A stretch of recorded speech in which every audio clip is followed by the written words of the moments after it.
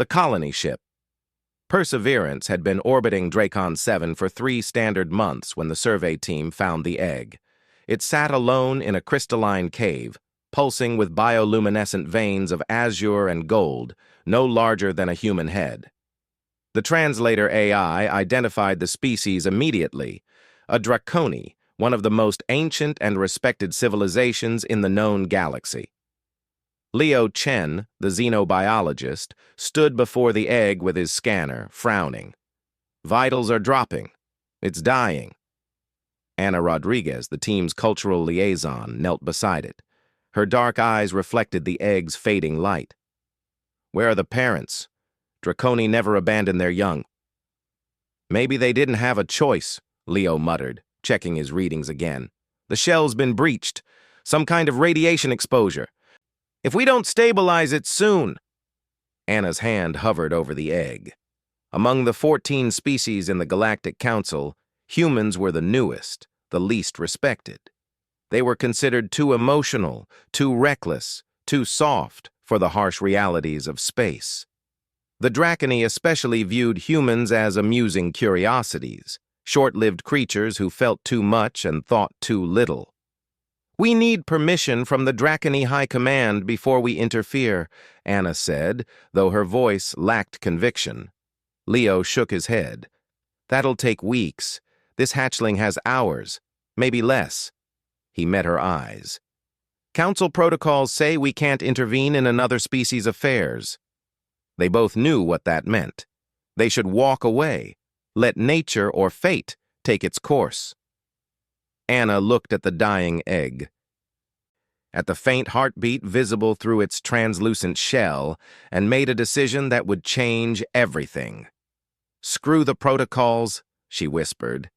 They brought the egg aboard the Perseverance in secret. Leo worked through the night, synthesizing nutrients the AI thought might sustain the hatchling. Anna sat beside the medical pod, talking softly to the egg, telling it stories about Earth, about mountains and oceans, about her grandmother's garden, about human children learning to walk. I don't know if you can hear me, she said during one long shift, but you're not alone. I promise. On the 3rd day, the egg cracked. What emerged was not the majestic creature from the galactic archives. The hatchling was small, barely the size of Anna's forearm, with translucent silver scales and enormous eyes that glowed like dying stars. Its wings were crumpled, its breathing labored. It looked at Anna and Leo with an intelligence that seemed ancient beyond its moments of life. And then it began to cry.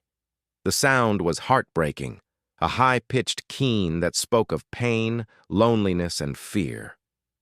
Leo's instruments showed neural patterns consistent with acute distress. The hatchling was dying, not from physical wounds, but from abandonment. Draconi, the AI explained, were empathic creatures. Without parental bonding, their neural pathways would deteriorate. It needs connection, Leo said, helpless before his own technology. Emotional resonance. I can't synthesize that. Anna didn't hesitate. She reached into the medical pod and lifted the tiny dragon, cradling it against her chest.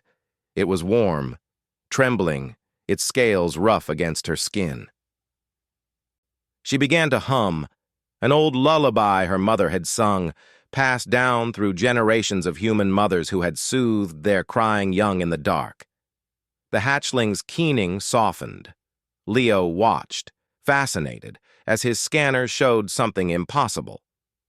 The dragon's neural patterns were stabilizing, syncing with Anna's heartbeat, responding to her warmth. Anna, it's bonding with you. Over the following weeks, the hatchling, whom Anna named Spark, grew stronger. She fed it, taught it to fly in the cargo bay, and continued to tell it stories. Leo marveled at the biological connection forming between them, something the Draconi themselves had believed impossible. A cross-species emotional bond. But secrets on colony ships don't stay hidden forever. When the Draconi High Command discovered what they'd done, the response was swift. A warship arrived within days, Commander Thexalar, a massive dracony with scales like polished obsidian, materialized on the bridge via hologram. "You have violated council law," Thexalar's voice rumbled. "You have stolen a child of Draken."